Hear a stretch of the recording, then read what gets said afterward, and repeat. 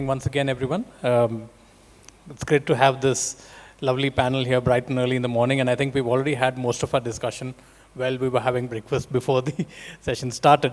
So lots of ideas have been exchanged, and I'm hoping that they can share that with you. Before I start, I just wanted to share a little anecdote when we were talking about, skilling and theory. Way back when I was in college. Now, I'm not an engineer. I'm a science graduate, pure science, botany, zoology. But I have a passion, like maybe some of you in the room know, for like everything automotive, things with wheels and all of that. So it's something that I constantly read up on and know things about vehicles. A lot of my friends, my classmates were all engineers or studying engineering at that point of time. And they had to do a lot of these theory papers. They were sitting together and trying to solve some engineering diagram. Engineering drawing was a subject I think they had, yeah. And so we're doing some engineering diagram and constantly trying it. I walked in like, okay guys, what are you doing? Like, oh, we're doing this engineering drawing. We have to solve this thing. So what is that? Oh, you won't know. This is something called a universal joint. Oh, universal joint. This is how you assemble it. It's got two bits like this. You have a cross in the middle and you put it together. This is how it's assembled. They're like, how do you know this stuff?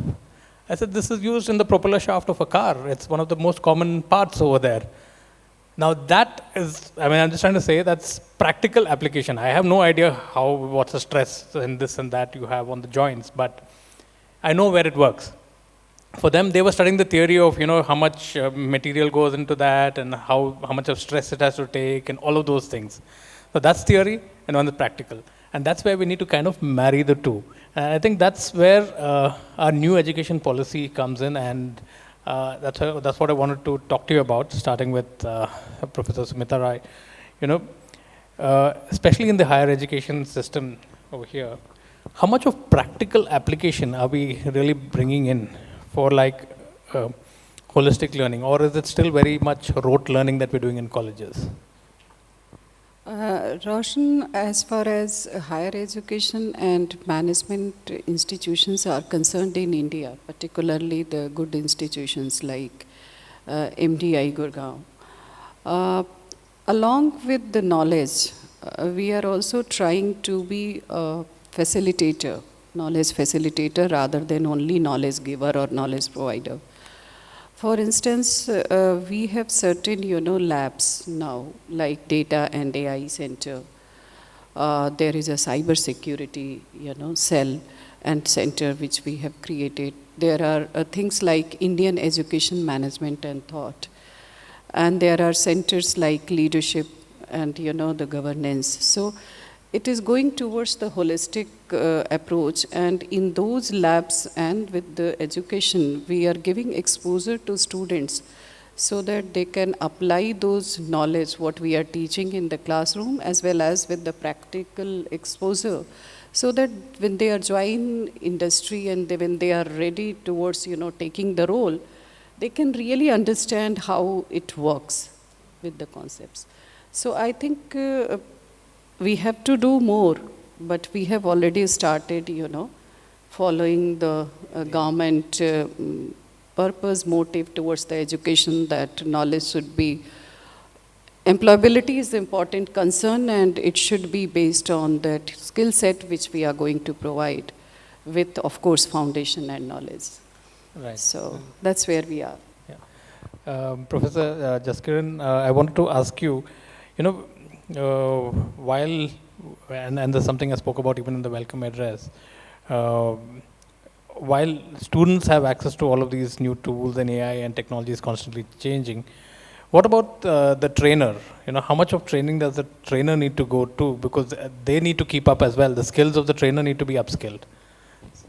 So I'll share some statistics. There are close to 150,000 schools in India, of which students from less than 50,000 schools, they make it to higher education. So imagine students from 1 lakh schools, they drop out. 1/3 dropout. Of the 50,000 who make it to higher education, roughly the statistics say that what Professor was earlier referring to. It's less than 5% higher education institutions which are very progressive and would offer education which is aligned with all the big stuff that we talk of. And unfortunately, 95% of the higher education institutions are unfortunately still landed in a relatively old school platform. NEP has said and laid down beautiful, very progressive means to engage learners better. But then what is the emphasis on training centers? Hardly any. So at BML Munjal University, I head the Center for Teaching, Learning and Development, and I conduct training programs for Pan India, usually depending upon the mode of the workshop. So roughly, of let us say 100% participants, almost 80% participants are awed by the very normal tools and technology that I refer to. So you can imagine 80% of the people are swamped by what we talk about. So that essentially means there is so much more to be done. And just taking the perspective, Roshun, slightly digressing, and then I'll come back to this. To the audience here, how many of us, we believe we make a good chai? Tea. A show of hands, can you make chai? Okay, we are thinking chai, yes? Yeah, we all believe we can, right? Can any one of us sitting in this room make a claim that I make the best chai and a chai that will appeal to everybody? We're not confident, right? But can you beat it? Education and technology is taking that space without consulting the students. What does that mean? Best chai will depend upon the person who is to consume that chai. Do you like chai with more milk, more tea? Do you like skim milk? Do you like full cream milk? What kind of chai do you like? If the educators are preparing the material for the learners, if technology, the digital literacy that Jagdishji just spoke of, if that is something that is being created for the students, what is the extent of feedback that a learner is providing in that entire journey? So maybe we'll talk more about this. Unfortunately, given the perspective where I'm coming from, the progressive schools and setups are less than 5%, and there's a scope way more that still needs interventions. Right. I'd like to bring in Professor Shivendra Mathur over here. Adding to what Professor Jaskiran just said, there's a need for integrating a lot of vocational education also into the system right now, apart from just theory. And of course, developing skills to prepare them for future careers. Now, you had, you're working with a university that is preparing them for the workforce. So, how much of it is the vocational side, and how much is purely theory? How do you get that balance and ensure that they are skilled enough? Yeah, so that's one question which always it's like a vexed question. When we started a journey, we thought that there's always exists a gap, which is what we call the knowing-doing gap. So which is, when you talk to the industry, they say, graduates from the universities and colleges, we need to reskill them. We need to again upgrade them and bring them to speed to be able to deliver. Or first hour productivity is missing. What was the problem? The problem was that whatever is taught traditionally in universities, colleges, hitherto, was more of academic in nature. And there always existed one artificial boundary or hierarchical boundary between what we call the vocational and academics. So with NEP and with the new thoughts coming in, deliberately this boundary is getting demolished. So let's see, way to go, way to go. But yeah, first step has already been taken. Okay. I think this is one of the perils of technology also. We're so dependent on power that even a quick break in power and things go haywire. Yeah. But again, coming back to the use of technology, Professor Sumita, yeah, technology is not accessible by everyone. We have so many digital tools. You can actually create a lot of very engaging platforms for learning. Uh, but how do you address that digital divide? I mean, technology is accessible by one set of people, but still in India we still have that large digital divide. So you probably have people in urban centers having a better access to technology, whereas in tier 2, tier 3, or in rural areas, it's still a little of the old way of learning. So how do we ensure that gap is narrowed? Is it narrowing right now? I think, Roshun, is a very important point where we are in at the moment. On one side, we are saying that we are growing. And definitely we are going, there are statistics which can give us confidence that we are able to integrate things. But the question is that how much integration? Is 5%, 10%, or maybe the digital tools or technology like AI or data visualization or certain thing in the form of gaming which is keeping people, engaged. On certain parts of India where of course internet technology and the other things are important. But if you see the data, not only in India, even a lot of part of Eastern Europe and many places in the world, where almost 40 to 50% population is away from the internet technology. So looking at our infrastructure part and the way internet technology or the other things, basic resources, which needs to get importance if we really feel that we are going to integrate everybody in this country. And we do understand the kind of infrastructure and the resources that we would like to have in the rural setup, in the semi-rural setup, and there are many places. So I think first of all we have to also see that the integration in terms of basic infrastructure, resources, and of course then it comes towards the training and taking people to a level what we are talking about at the moment. So Roshan, it's a very good idea, like AI, all the tools, it's engaging. It's engaging people. But what would be the volume? How much we will be able to integrate with the resources, with the appropriate, teacher or the trainer, and with that mindset which we are going to generate. As I told you in the my first question also, that as a teacher we always thought that we are the knowledge giver.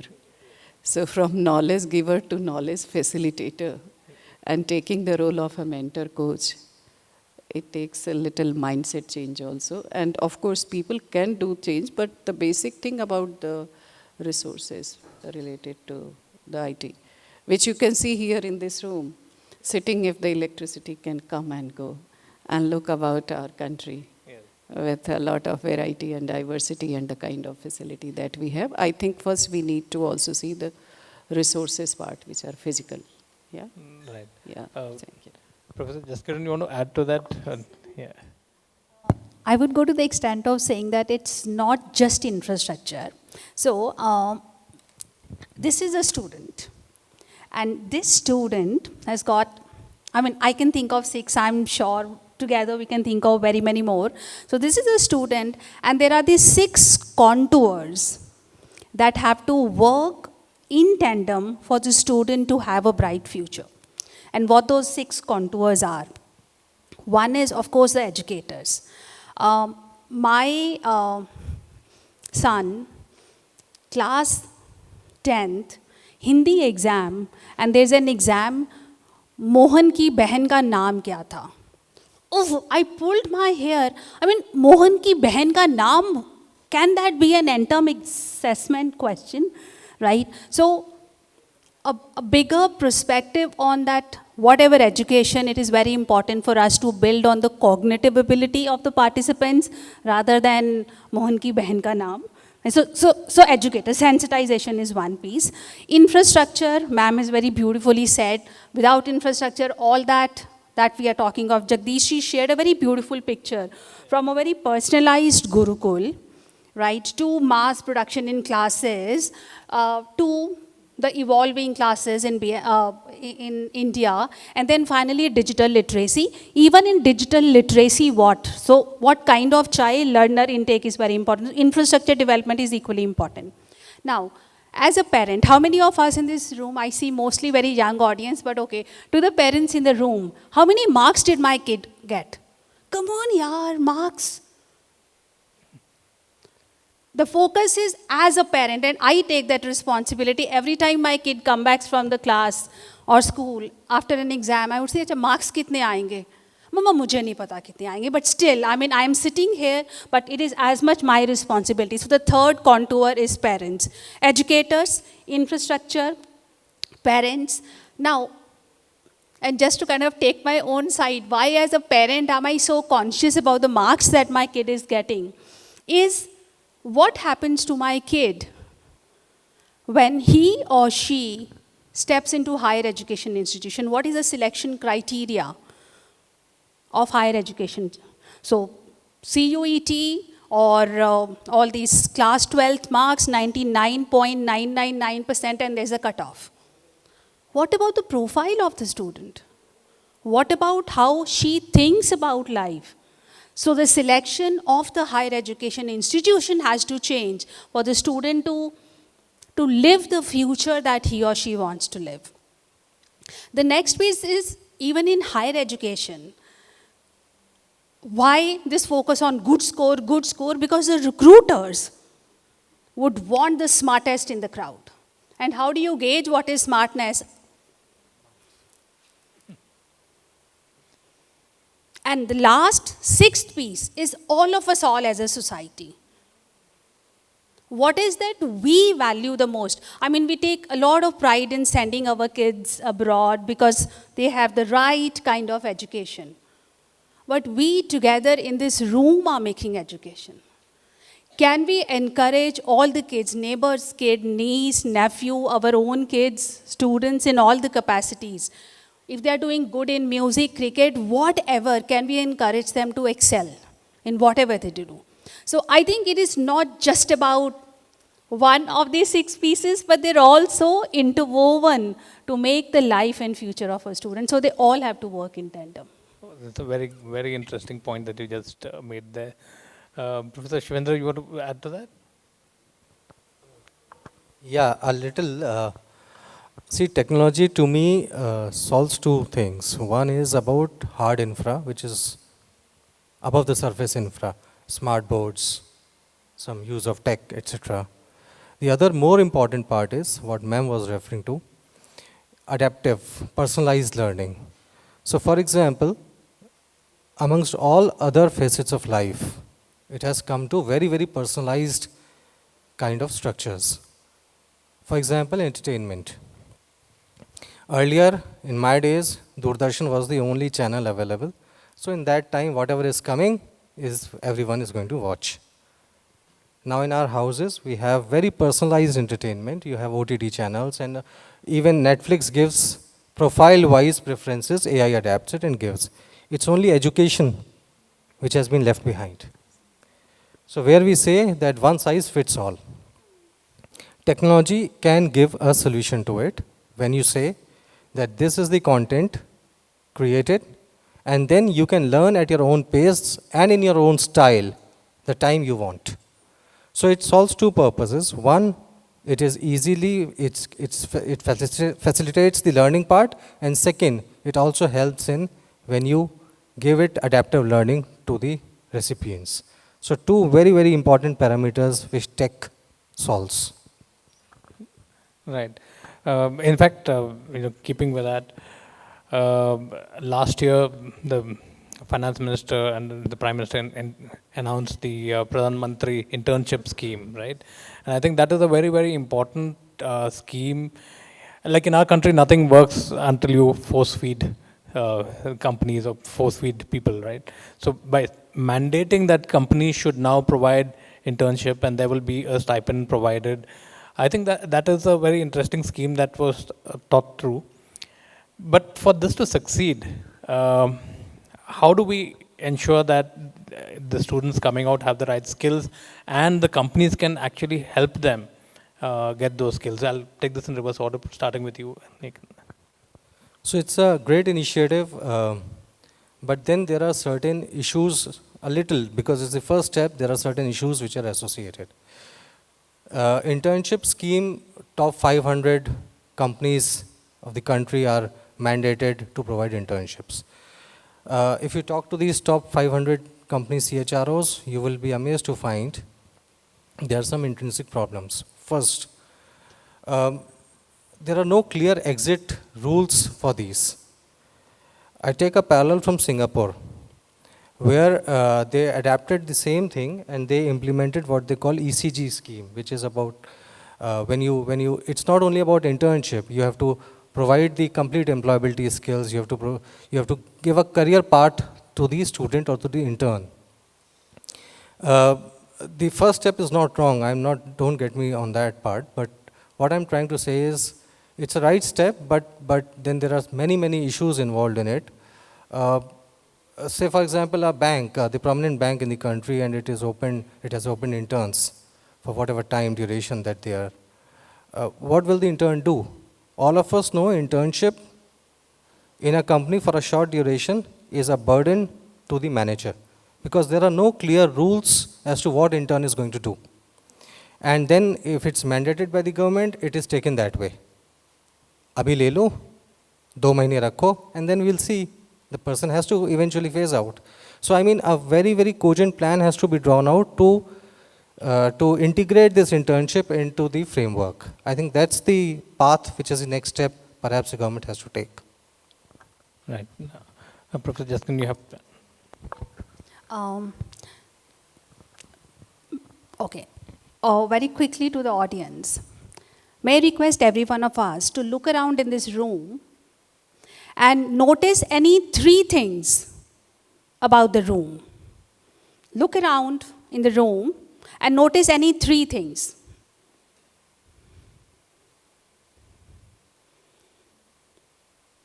And whenever you have 3 things in your mind, just show me your hand. Okay. Hands not up means still thinking or not taking a call? Okay, great. Thank you so much. Right. How many of us looked at the number of people in this room? Awesome. About 1/5 of the hands raised. How many of us looked at the lighting in the room? Awesome. How many of us felt the temperature in the room? How many of us looked at the tablecloth and the color theme? How many of us looked at what was the color that was worn the most? Nobody. And I'm sure I'm not able to think many that you guys thought of, right? And same goes with the skill sets. To my mind, skills essentially, and I'm sure there might be very many more, but broadly 3 kinds of skills.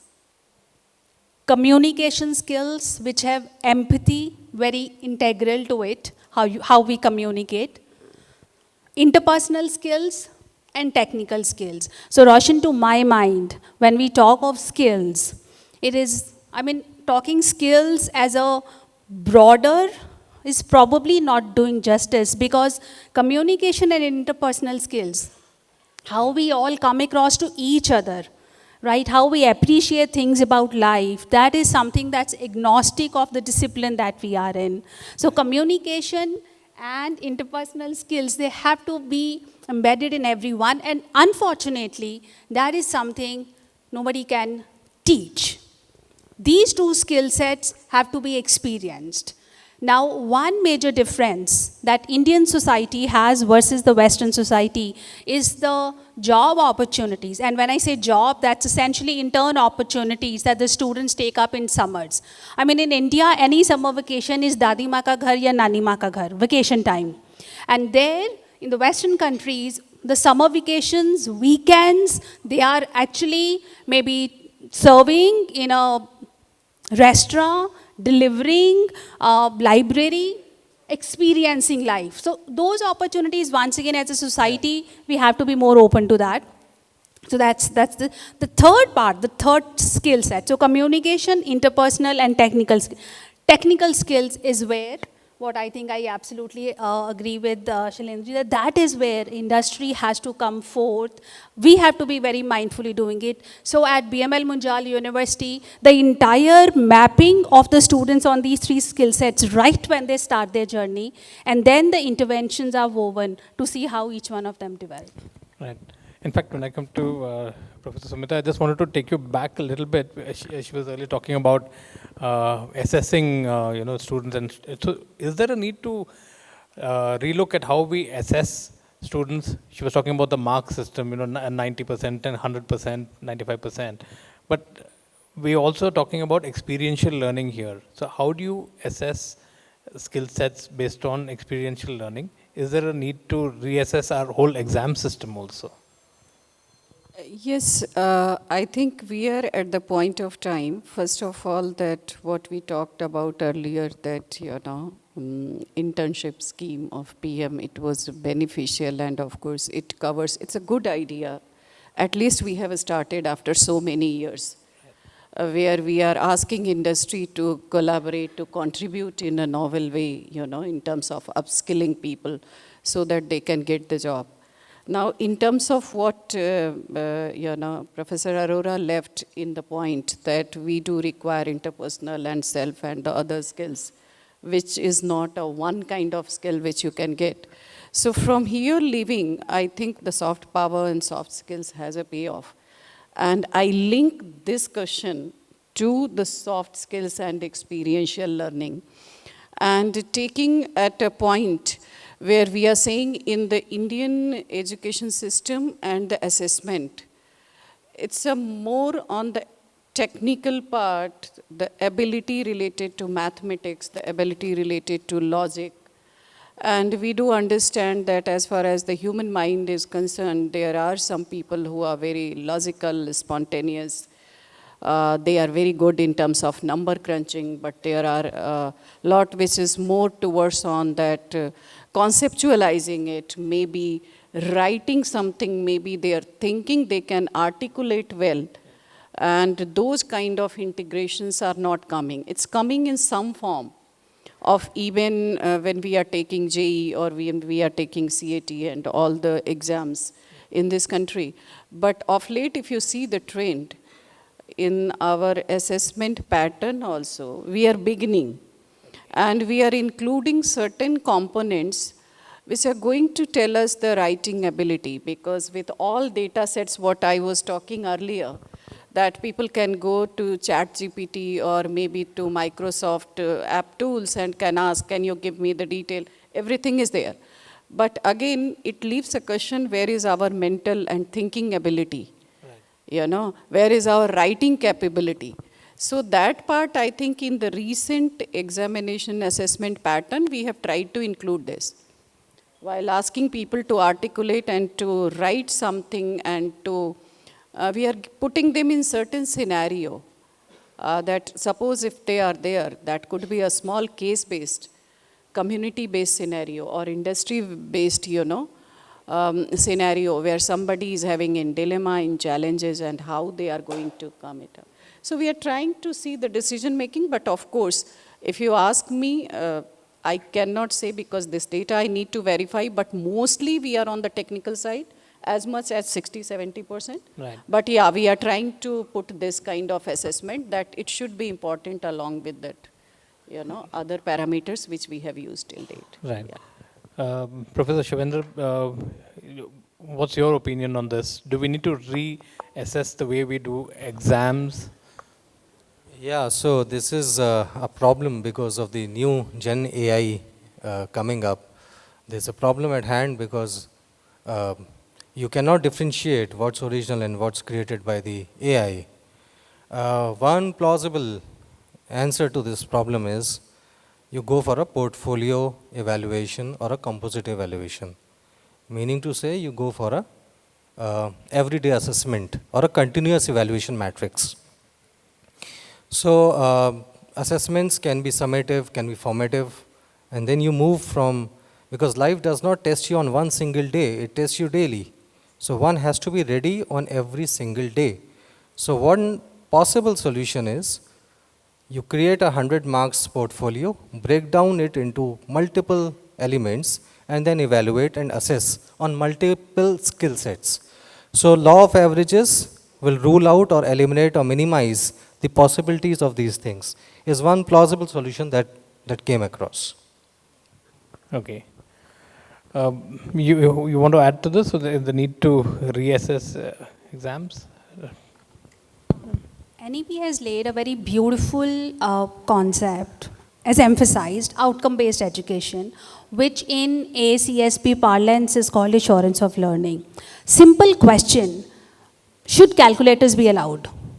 20 years back, we said, should calculators be allowed? And I think by now everybody believes calculators should not be allowed in mathematics class, but maybe in a physics class it is okay to use calculators. Should AI or chat GPT be allowed? What is the outcome?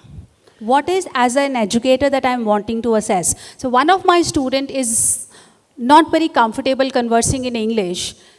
She has some thoughts but do not know how to coherently write. So if she's using chat GPT to write her thoughts, prompt is hers. So I don't mind if she's using chat GPT. So to my mind, for the entire education fraternity, it is very important for us to be mindful of what is that we want the students to be able to do by the end of this course, and then marry the assessments to it. Okay. So I think, yeah, that leads me to my last question, since we're almost out of time also. Professor Shivendra spoke about this a little earlier, about personalizing curriculum if possible. I'm not really going to talk about personalizing, but more on a geographic and demographic parameter. So maybe in the Northeast there's a certain type of education required, in the South it's probably different. And Eastern India, where probably you have a more basic level of education. So does the NEP actually allows for this kind of flexibility now in learning? Given the access to technology now, do you think it's possible to customize this curriculum and yet at the end have everybody on the same platform? Professor Sumita, I'll start with you and then we can end with Professor Shivendra. I think idea is very good. Flexibility, integration, everything is good. But as you said that this is a diverse country, from northern to southern to eastern part. And whatever we are trying to do it, first of all the curriculum and everything should be there in the local, language. Then only we will be able to integrate in a better way, because we can't say only one or two languages will suffice if we want to achieve it. Now, second, related to implementation part, as I told you earlier, resource is one, professors, teachers, industry mindset is another, which is a very psychological level, factor. So a transition from that mindset to this mindset, where we are here to facilitate people to acquire the skill. And third one, Roshun, in terms of how we are going to do it in terms of time duration, is not one go, because it will take little time. So it's an incremental implementation, what I would say, with that checking that whether we are really aiming and delivering what we have aspired. So these are the three parameters. I think it should be local. It should be the mindset, that how we are going to transfer it. And third one will be that what would be the speed. So speed will be, I guess, incremental. We can't go ahead. Not at one go, yeah. Yes. And just to add, learning orientation. So what kind of child do you like? So how a student learns. So simple, like we go to Coursera, any course, we go to Swayam. there's a video, there are questions, right? Is there, and this is my appeal to the technology people in this room, if I am a student who likes visuals, is there a possibility there's a button which says, I would prefer more visuals? Is there a possibility that there's a button that says, I like information more factual? And I click on that, the entire information comes. Is there a possibility it says, I like more case studies? You click a button, so the case study comes first and then the concept comes. Can we ask the learner how he or she would like to learn? So yes, the collective biggest strength of this entire piece would be if technology can customize the student experience and take us back to the Gurukul days using whatever technology platform. I'm sure that way would come, because 2020 we were looking at the proliferation of edtech platforms. 2025 we are talking about AI in education and everything. So maybe 2030 we'll be talking something like you were talking about right now. Professor Shivendra, what do you see as, you were just talking about personalization. So can this be achieved? So it's not standardization versus customization, I would put it that way, howsoever outlandish it may sound. But it's like standardization and customization go hand in hand.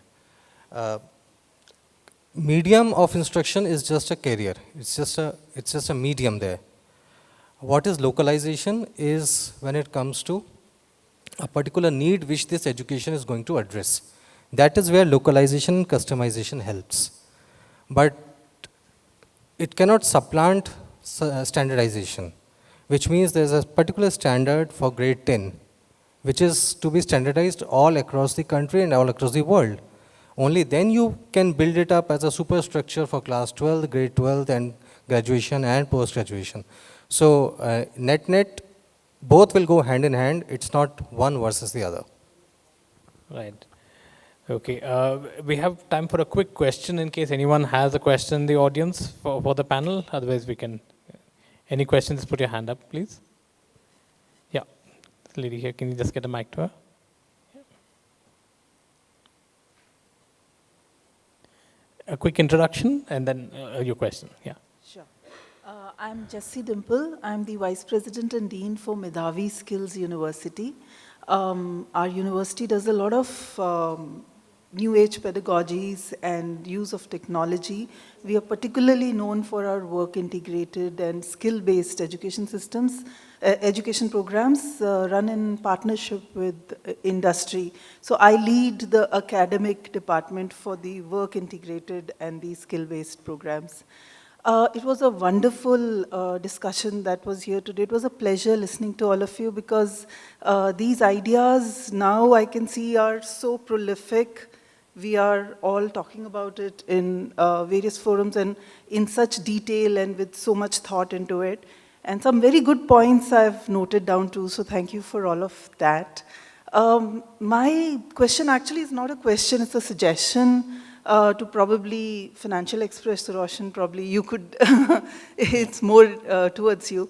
See, the thing is, when we working with our skill-based and work-integrated programs, like you said, there is this child element, there is the infrastructure element, technology element, educator element. There is a very important industry element also in it. So when we design programs based on NEP, using the technology available in today's world, and try to give the child various methods of learning.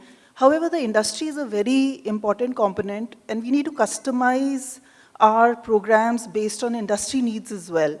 So when we work with a large number of industries, the biggest challenge I face is that these kind of discussions don't happen with the industry. It would have been great if industry members who offer internships would also be included in discussions and sessions like this, because finally we have to work together and create people who get good careers with the industry or form industries, right? So as much as student feedback is important, industry engagement and feedback is also. No, thanks a lot for the suggestion. That's a very good suggestion. And I think you're also talking about the internships that industry has to offer. And having industry people in the room, would definitely add to that. We will take that suggestion also. Thank you so much, ma'am. Thank you. And with that, I'd also like to thank my panel for this very enlightening discussion that we've had. And looking forward to the rest of the day. We also have so many esteemed educators in the room who are some of our award winners later in the day, and looking to what all they've also done. Thank you so much.